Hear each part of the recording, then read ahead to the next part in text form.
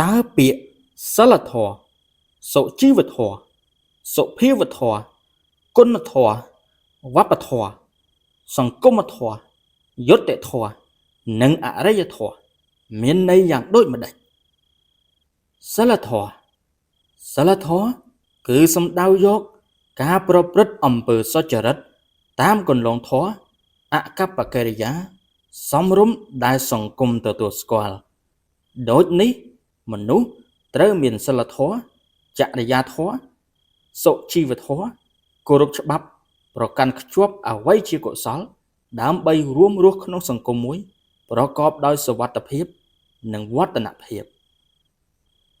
សុជីវធម៌មានន័យសេចក្តីថាការរស់នៅល្អមានរបៀបរៀបរយចេះគួរសមក្នុងការប្រាស្រ័យទាក់ទងគ្នាជាមួយអ្នកដទៃជាដើមសុជីវធម៌និយាយឲ្យខ្លីទៅគឺការរស់នៅល្អមានការគោរពច្បាប់ជាដើមសុភាវធម៌មានន័យថាជាក្រិតក្រមច្បាប់វិន័យអប់រំដើម្បីឲ្យមនុស្សមានដំណើរក្នុងភាពជាមនុស្សល្អប្រពៃល្អប្រសើរហើយសុភាវធម៌ចែកចេញជា3គឺសុជីវធម៌សិលធម៌និងគុណធម៌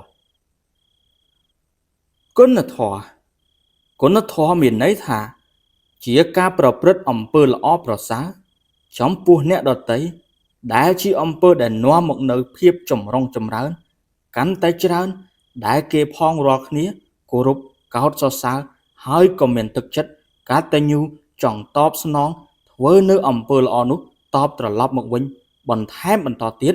ដោយទឹកចិត្តជ្រះថ្លាពីក្នុងចិត្តក្នុងបេះដូងរបស់ពួកគេគុណធម៌គឺជាដំណើរប្រព្រឹត្តអំពើល្អរបស់មនុស្សចំពោះពលរដ្ឋដទៃទៀតក្នុងសង្គមដូចជាសង្គមគ្រួសារសង្គមការងារនិងសង្គមជាតិជាដើមវប្បធម៌មានន័យថាការផ្សំបណ្ដុះចំណេះវិជ្ជានិងប្រាជ្ញាស្មារតីឲ្យបានលូតលាស់ចម្រើនដោយវិទ្យាសាស្ត្រឬដោយសិល្បៈផ្សេងជាដើមនិយាយឲ្យខ្លីវប្បធម៌គឺជារបៀបរបបរស់នៅរបស់មនុស្សនៅក្នុងសង្គមសិលធម៌មានន័យថាដំណើរវាចាកអំពើអាក្រក់ការប្រព្រឹត្តល្អមាន5យ៉ាងទី1សិលធម៌នៅក្នុងខ្លួនគឺការមានកាយវាចានិងចិត្តល្អនៅក្នុងខ្លួនទី2សិលធម៌ក្នុងវិជ្ជាជីវៈគឺការមានឥរិយាបថល្អក្នុងការងារទី3សិលធម៌ក្នុងគ្រួសារគឺមានការគោរពឱនលំទោនក្នុងគ្រួសារទី4សិលធម៌ក្នុងសង្គមគឺមានការប្រព្រឹត្តល្អនៅក្នុងសង្គមជាតិនិងទី5សិលធម៌ក្នុងពិភពលោកមានន័យថាគឺមានសិលធម៌ជាមនុស្សនៅក្នុងលោកសង្គមធ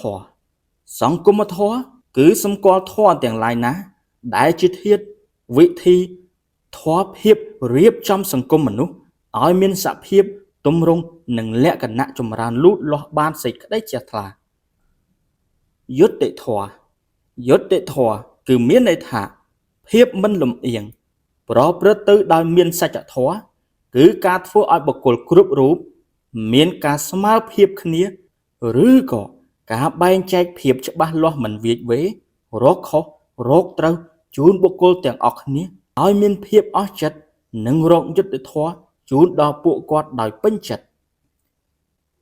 អរិយធម៌គឺសំដៅដល់ធម៌ទាំងឡាយណាដែលជាសភាពតម្លៃការរីកដុះដាលដ៏ប្រសើរខ្ពង់ខ្ពស់រុងរឿងថ្លៃថ្នូរជួនកាលអរិយធម៌សំដៅយកកម្រងសង្គមភាពកម្រងមតិគំនិតជំនឿ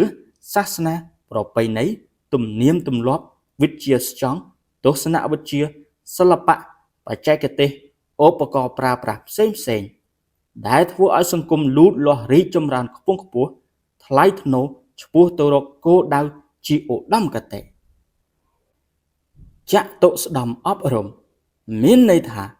ការអប់រំដោយសស្ដំគ្រឹះក្នុងជីវិតមាន4យ៉ាងទី1រៀនដើម្បីចេះដឹងគឺសិក្សារៀនសូត្រដើម្បីខ្លួន មានចំណេះដឹងនៅក្នុងខ្លួនទី2រៀនដើម្បីចេះធ្វើ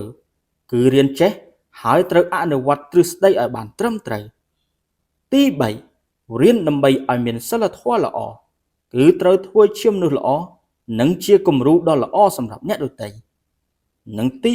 4រៀនដើម្បីរស់នៅជាមួយគ្នាគឺត្រូវរស់នៅចុះសម្រុងជាមួយអ្នកដទៃ